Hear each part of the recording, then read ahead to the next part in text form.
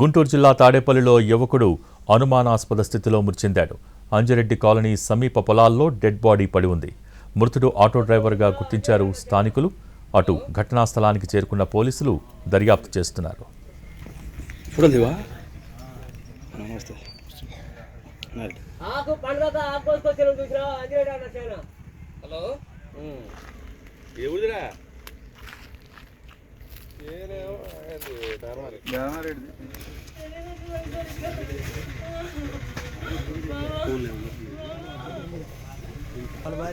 గుంటూరు జిల్లా తాడేపల్లిలో యువకుడు అనుమానాస్పద స్థితిలో మృతి చెందాడు. అంజిరెడ్డి కాలనీ సమీప పొలాల్లో డెడ్ బాడీ పడి ఉంది.